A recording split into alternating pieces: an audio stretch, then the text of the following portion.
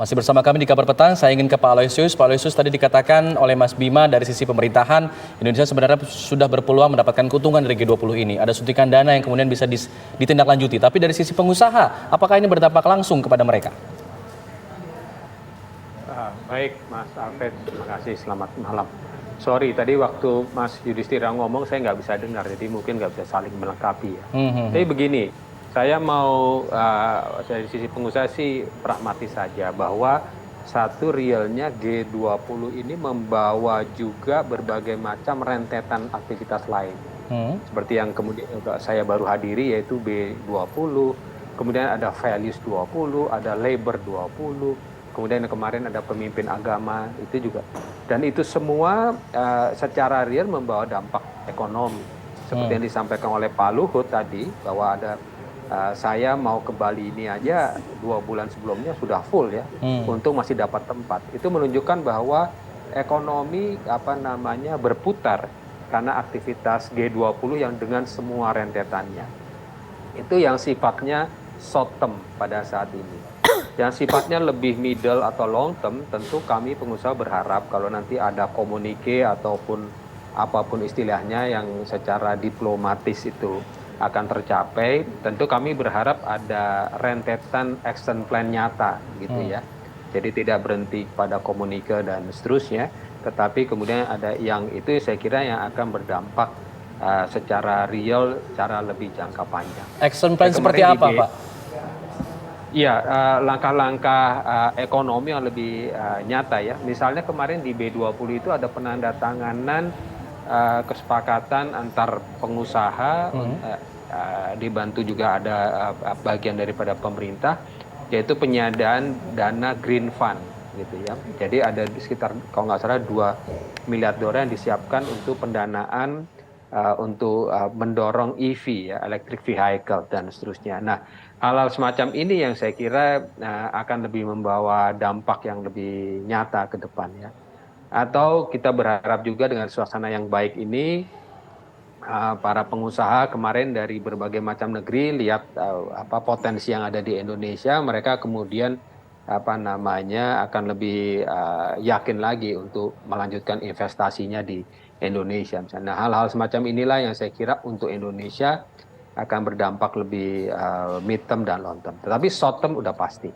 Ya, uang yang berputar luar biasa dengan berbagai macam aktivitas G20 dan berbagai 20 yang lainnya ya. Karena banyak loh. B20, L20, Values 20 dan seterusnya. Dan itu menggerakkan perekonomian. Oke, short term-nya sudah didapat Pak, lalu bagaimana dengan mid term-nya mungkin di 2023 di mana beberapa kali Presiden Joko Widodo juga memberikan peringatan soal ancaman resesi, soal bagaimana kondisi di tahun 2023 yang diperkirakan akan gelap.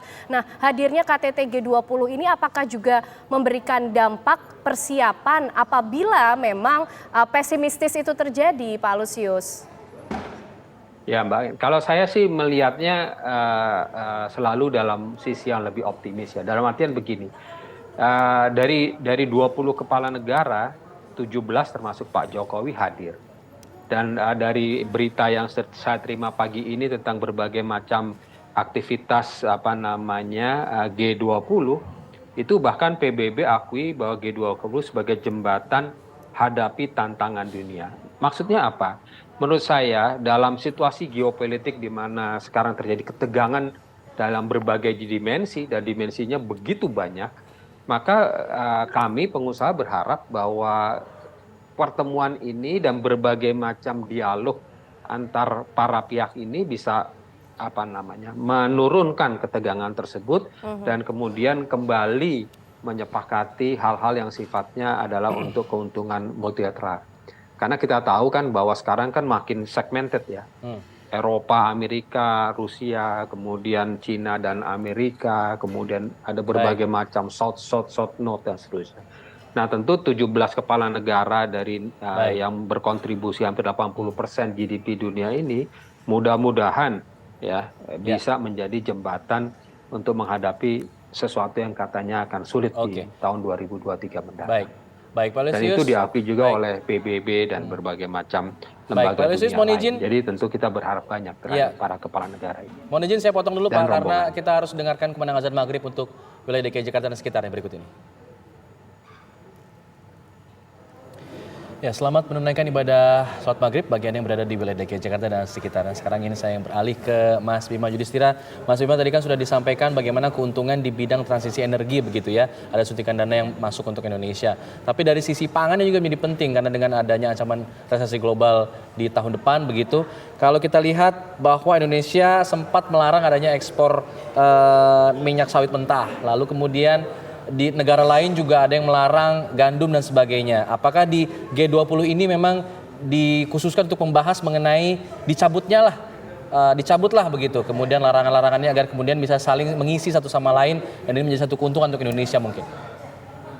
Ya, itu dia. Jadi poin dari G20 soal masalah pangan, jangan sampai negara-negara G20 melakukan hal yang sama seperti Indonesia dan India. Kan begitu ya. Indonesia dengan pelarangan sawit, minyak goreng itu kan sangat merugikan juga mitra dagang internasional. India juga sama soal pembatasan ekspor gandumnya. Nah, sekarang ada Ukraina dan Rusia. Jadi ada salah satu poin yang disebut Grain Initiative agar negara yang sedang berkonflik di Ukraina itu tidak menggunakan pangan sebagai senjata, terutama di Laut Hitam atau di Black Sea-nya. Jadi kapal kontainer masih bisa untuk melakukan pengiriman gandum, terutama ke negara-negara miskin, negara-negara yang mengalami inflasi pangan cukup tinggi. Nah itu ya, ini peran Indonesia penting. Kemudian kedua, selain masalah proteksi dagang ini diturunkan, yang paling penting lagi adalah bagaimana nih sekarang masalah pupuk. Karena 70% dari bahan baku pupuk itu ada di gas. Nah ini kan ada ide-ide yang mulai muncul untuk mengatasi krisis pupuk, ada pupuk organik, atau kemudian membuat alternatif dari pupuk yang bahan bakunya adalah kimia. Atau kemudian belanja subsidi di tiap negara untuk pupuk ini harus ditambah. Contohnya Indonesia, pupuk di Indonesia itu hanya bisa mencukupi 30% dari total kebutuhan nasional. Nah, kondisinya APBN sedang surplus karena ada booming harga komoditas. Harusnya uang dari surplus APBN itu didorong untuk belanja subsidi pupuk itu lebih tinggi lagi. Tentunya dengan memperhatikan penerimanya yang jelas, yang memang membutuhkan. Tapi ini sekarang untuk pupuk menjadi salah satu pembahasan yang cukup urgent ya. Kemudian berikutnya lagi pembiayaan terhadap sektor pertanian. Karena sekarang ini suku bunga mahal di mana-mana berpengaruh terhadap suku bunga kredit pertanian. Nanti kalau petani harus membayar bunga kredit perbankan lebih mahal, tentunya ini akan bisa berpengaruh juga kepada harga jual di level masyarakat, ya harga pangannya. Jadi harus ada bantuan nih, bentuknya subsidi bunga, kredit usaha rakyat kalau bisa bunga untuk pertanian itu diturunkan jadi 2 atau 3%. Nah itu salah satu terobosan yang harusnya dilakukan kalau mau membantu sektor pertanian.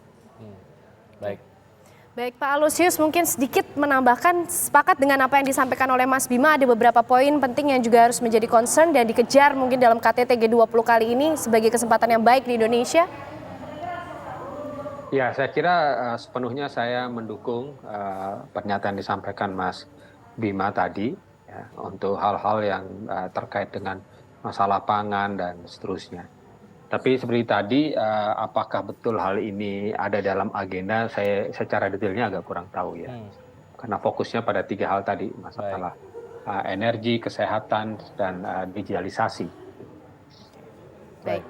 Baik, terima kasih Pak Aloysius, terima kasih Mas Bima sudah memberikan analisanya kepada kami dan juga Terima kasih pemirsa TV One Bapak-Bapak di Kabar Petang pada hari ini. Selamat sore.